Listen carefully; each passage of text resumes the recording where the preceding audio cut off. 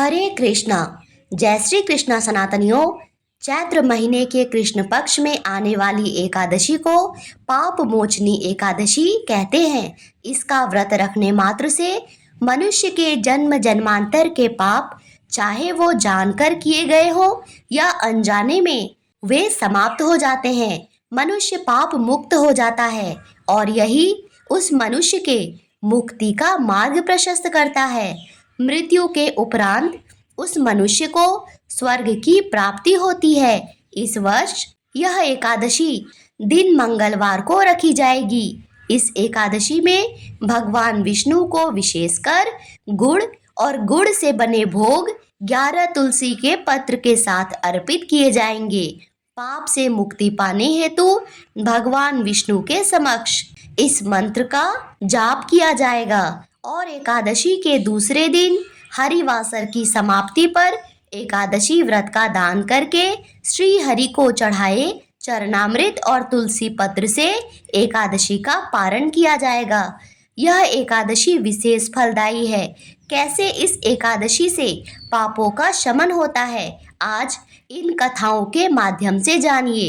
एक बार भगवान श्री कृष्ण से पांडुपुत्र अर्जुन ने पूछा, हे मधुसूदन, आपने फाल्गुन मास के शुक्ल पक्ष की एकादशी अर्थात आमल की एकादशी के बारे में विस्तार पूर्वक बताया।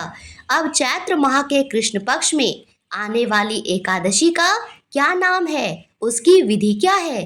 कृपा करके आप मेरी बढ़ती हुई जिज्ञासा को शांत करें। भगवान श्री कृष्ण ने कहा, हे अर्जुन, चैत्र मास के कृष्ण पक्ष की एकादशी को पापमोचनी एकादशी के नाम से जानते हैं।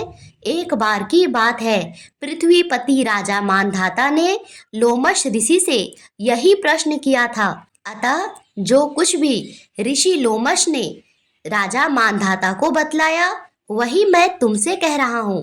राजा मानधाता ने धर्म के गुह्यतम रहस्यों के ज्ञाता महर्षि लोमश से पूछा, हे ऋषि श्रेष्ठ, मनुष्य के पापों का मोचन किस प्रकार संभव है, कृपा करके बताएं।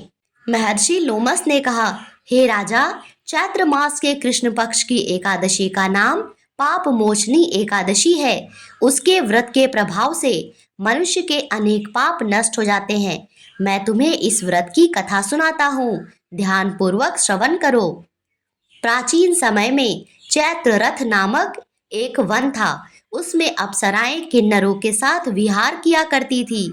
वहां सदैव वसंत का मौसम रहता था, अर्थात उस जगह सदा नाना प्रकार के पुष्प खिले रहते थे। कभी गंधर्व कन्याएं विहार करती थी, कभी देवेंद्र अन्य देवताओं के साथ क्रीड़ा किया करते थे। उसी वन में मेधावी नाम के एक ऋषि भी तपस्या में लीन थे। वे शिव भक्त थे। एक दिन मंजू घोषा नामक एक अप्सरा ने उनको मोहित कर उनकी निकटता का लाभ उठाने की चेष्टा की। इसीलिए वह कुछ दूरी पर बैठ वीणा बजाकर मधुर स्वर में गाने लगी। उसी समय शिवभक्त महर्षि मेधावी को कामदेव भी जीतने का प्रयास करने लगे। उस मुनि को देखकर कामदेव के वश में हुई मंजू घोषा ने धीरे धीरे मधुरवाणी से वीणा पर गायन शुरू किया। तो महर्षि मेधावी भी मंजू घोषा के मधुर गाने पर और उसके परम सौंदर्य पर मोहित हो गए। वह अप्सरा मेधावी मुनि को कामदेव से पीड़ित जानकर उनसे आलिंगन करने लगी। महर्षि मेधावी उसके सौंदर्य पर मोहित होकर शिव रहस्य को, शिव पूजन को, शिव भक्ति को भूल गए और काम के वशीभूत होकर उसके साथ रमन करने लगे। इस प्रकार मुनि को दिन रात का कुछ भी ज्ञान ना रहा। काफी समय तक वे रमन करते रहे।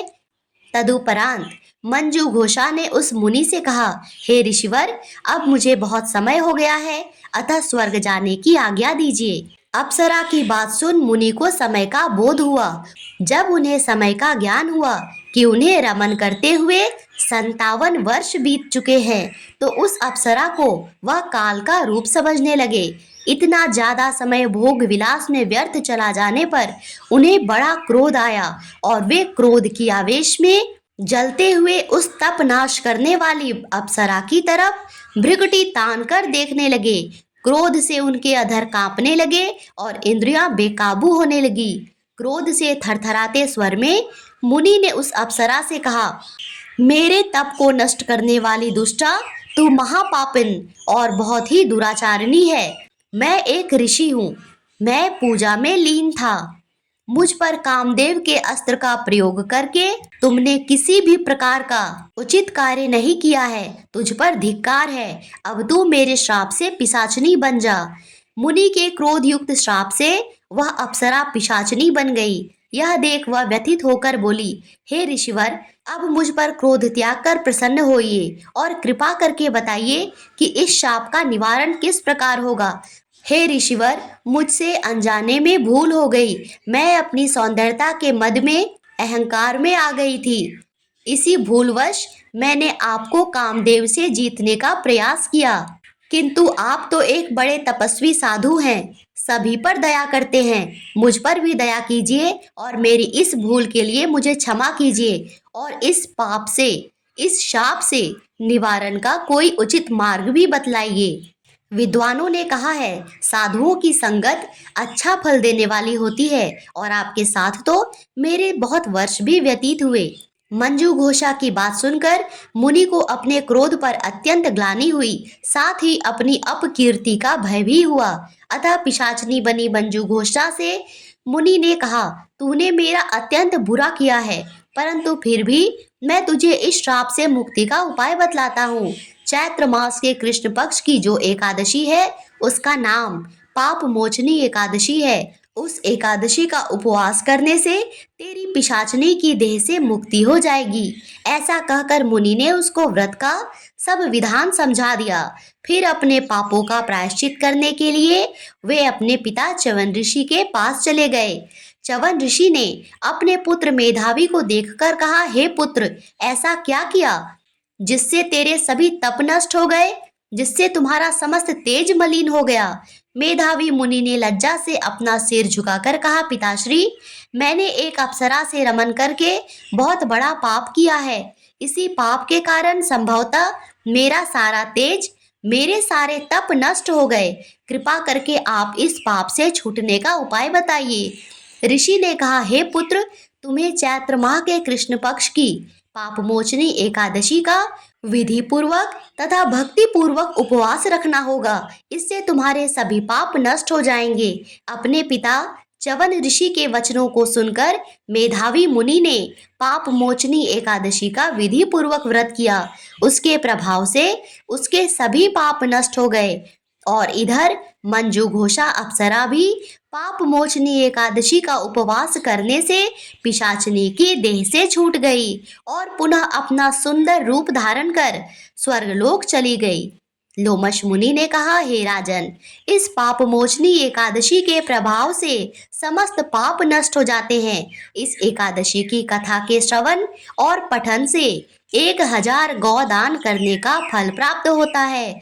इस उपवास के करने से ब्रह्म हत्या करने वाले, स्वर्ण चुराने वाले, मद्यपान करने वाले, अगम्य गमन करने वाले आदि भयंकर पाप भी नष्ट होते हैं और अंत में भगवान श्री हरि विष्णु की कृपा से स्वर्ग लोक की प्राप्ति होती है। प्रेम से बोलिए, भगवान श्री लक्ष्मी नारायण की जय।